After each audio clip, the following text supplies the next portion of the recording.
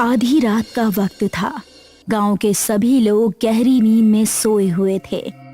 भीमा रात के वक्त अपने खेतों की सिंचाई करने की तैयारी कर रहा था, मगर उसकी पत्नी रुक्मिणी उसे जाने तक से रोक रही थी।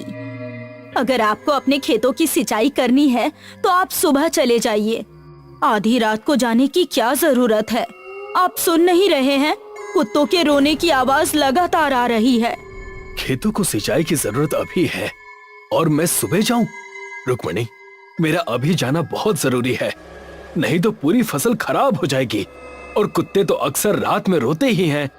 लोग कहते हैं कि जब भी रात के समय कुत्ते रोते हैं तो उस जंगल के पुराने खंडहर के आसपास कुछ अपशगुन जरूर होता है और लोग रहस्यमयी तरीके से लापता हो जाते हैं, जिनका फिर कुछ पता नहीं चलता।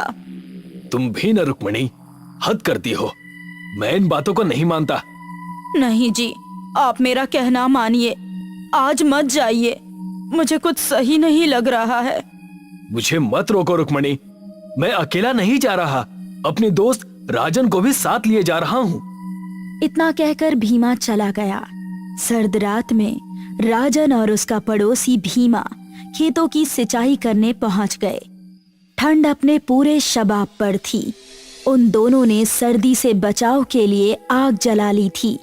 वो दोनों उस मनहूस खंडहर से ज्यादा दूरी पर नहीं थे। अचानक उन दोनों के कानों में एक दिल दहला देने वाली चीख सुनाई पड़ी। चीख किसी औरत की थी। चीख सुनकर राजन के तन बदन में डर की एक लहर सी दौड़ गई। भीमा, तुमने कुछ सुना? भीमा, जो अपने नाम के जैसा ही लंबा तगड़ा युवक था, और बोला, हाँ, मैंने भी वो चीख स्पष्ट सुनी है जो उस खंडहर की तरफ से आई है।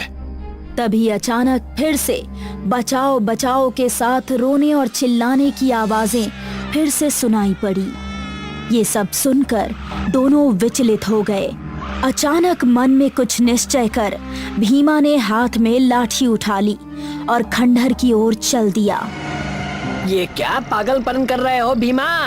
हमें यहाँ से चलना चाहिए। मुझे कुछ गड़बड़ लग रही है और मैं तो वैसे भी आज रात आने के लिए तैयार नहीं था, सिर्फ तेरी वजह से यहाँ पर आया हूँ। चल हट डरपोक कहीं का, जरा सोच कर देख, अगर कोई अबला सचमुच ही वहाँ पर खतरे में हो तो क्या हम उसकी सहायता ना करें? उसे यूं ही छोड़ दे क्या वहाँ मरने के लिए?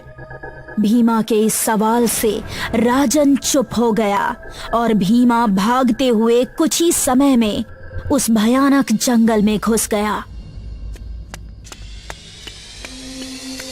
थोड़ी देर बाद ही वो दोनों घने जंगल के बीचों बीच खड़े थे। घने कोहरे में वो दोनों आंखें फाड़ फाड़ कर देखने का प्रयत्न कर रहे थे। इतनी देर में ही एक बार फिर से उस औरत की चीखें उन दोनों के कानों में पड़ी। भीमा और राजन चीख की दिशा में भागने लगे। वो दोनों थोड़ी ही दूर पहुंचे थे कि तभी सामने से कोई बहुत तेजी से भागा आया और सीधा भीमा से आकर टकरा गया और वो धड़ाम से जमीन पर जा गिरा। उससे टकराने वाली एक औरत थी। डर के मारे वो भीमा से लिपट सी गई और चीखते हुए कह रही थी, मुझे बचा लो, मुझे बचा लो, वो मुझे मार डालेंगे, बचा लो मुझे। इतना कहकर वो भीमा की बाहों में ही अपने होशो हवास खो बैठी और बेहोश हो गई। भीमा उसकी खूबसूरती देखकर अपनी सुध बुध खो बैठा और राजन की तरफ देखते हुए बोला, जा जल्दी से पानी लेकर आ, क्योंकि इसे होश में लाना जरूरी है। होश में आ भीमा, मुझे कुछ ठीक नहीं लग रहा। जरा गौर कर, यहाँ इस औरत के अलावा और कोई इंसान मुझे मौजूद नहीं दिख रहा। ठीक है, अगर तू नहीं जाएगा तो फिर मैं ही चला जाऊंगा। ठीक है, मैं जाता हूँ। राजन पानी लेने वहां से चल पड़ा। वहां थोड़ी दूर पर ही वो मनहूस खंडहर भी मौजूद था, जिसके पास ही एक पुराना कुआं भी मौजूद था। राजन उस कुएं के पास जैसे ही पहुंचा, अचानक उस खंडहर से सैकड़ों घुंघरुओं की आवाजें आने लगी और देखते ही देखते वो खंडहर रोशनी से जगमगा उठा। अचानक राजन के कानों में भीमा की दिल दहला देने वाली चीख सुनाई दी। राजन तुरंत भीमा की तरफ दौड़ने लगा, मगर जैसे ही वो भीमा के नजदीक पहुंचा तो सामने का मंजर देखकर उसके रोंगटे खड़े हो गए। उसके सामने एक बेहद भयानक काले चेहरे वाली औरत खड़ी थी और भीमा की मृत खून से लथपथ लाश जमीन पर पड़ी हुई थी। देखते ही देखते उस भयानक दिखने वाली काली चमड़ी वाली औरत ने भीमा के मृत शरीर का मांस खाना शुरू कर दिया। ये देखकर राजन की चीख निकल गई। राजन के भागने से पहले ही अचानक राजन को काली परछाइयों ने घेर लिया। उन सब के चेहरे बेहद भयानक थे। अचानक वो काली चमड़ी वाली उड़ते हुए राजन के सीने पर बैठ गई। राजन की एक दिल दहला देने वाली चीख सन्नाटे को चीर गई। दूसरे दिन भीमा और राजन के लापता होने की खबर जंगल में आग की तरह फैल गई। गांव के एक व्यक्ति ने मुखिया से पूछा, मुखिया जी, अब बस बहुत हो गया। जब जब इस गांव में कुत्ते रोते हैं तब तब कुछ अपशकुन होता है। यहाँ के रहने वालों के गायब होने की वारदातें हमारे बाप दादा उनके जमाने से होती चली आ रही हैं और हम कुछ नहीं कर पा रहे। आखिर कब तक हमारे नौजवान उस खंडहर के पास रहस्यमयी ढंग से गायब होते रहेंगे? तुम्हें क्या लगता है मुझे इसकी चिंता नहीं?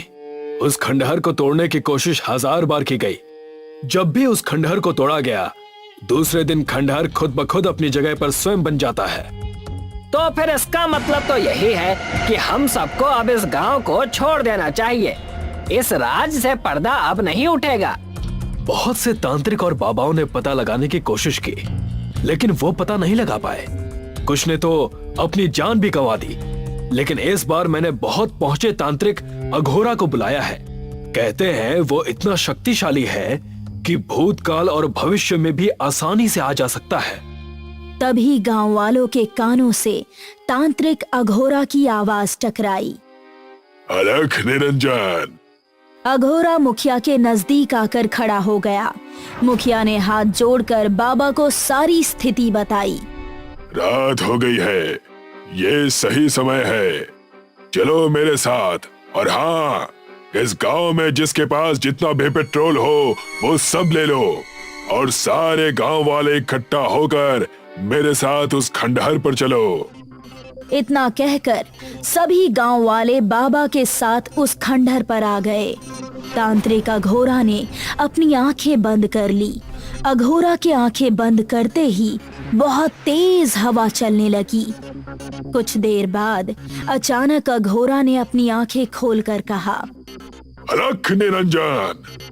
क्या आपने अपनी दिव्य दृष्टि से कुछ देखा? हाँ मुखिया, देखा। मैंने भूतकाल में जाकर सब देखा। तांत्रिक अघोरा चीख कर बोला, कालो, उसका नाम कालो है। कई वर्षों से यहाँ के नौजवानों को मारकर उनके शरीर के मांस के साथ साथ उनकी हड्डियां तक खा जाती है। तांत्रिक अघोरा की बात सुनकर सभी गांव वालों की आंखों में दहशत झलकने लगी। ये अंग्रेजों के जमाने की बात है, जब ये गांव क्रांतिकारियों के गांव के नाम से मशहूर था। उस जमाने में एक औरत यहाँ इस खंडहर में रहती थी जिसका नाम कालो था। कालो एक बेहद सुंदर और खतरनाक स्त्री थी जिसके ना जाने कितने अंग्रेज अफसरों के साथ नाजायज शारीरिक संबंध थे। कालो काला जादू करने में माहिर थी। शैतान को खुश करने के लिए और सदैव जवान और सुंदर दिखने के लिए वो गांव की औरतों और मर्दों को अंग्रेजों द्वारा जबरदस्ती पकड़कर उनकी बलि लिया करती थी और बलि देकर वो उन सब का कच्चा मांस खा जाती थी। जब इस बात की भनक क्रांतिकारियों को लगी तो उन्होंने कालो को जिंदा दीवार में चिनवा दिया। लेकिन कालो अपनी आत्मा का सौदा शैतान से पहले ही कर चुकी थी। मरने के बाद कालो एक शैतान बन गई, लेकिन अब उसका वक्त खत्म। इतना कहकर अघोरा बहुत तेज आवाज में मंत्र पढ़ने लगा। देखते ही देखते अचानक उस खंडहर की दीवार फट गई और उसमें से एक भयानक काली चमड़ी वाली औरत बाहर निकल कर आ गई। कौन है रे तू? लेकिन अघोरा ने उसकी बात का कोई जवाब नहीं दिया।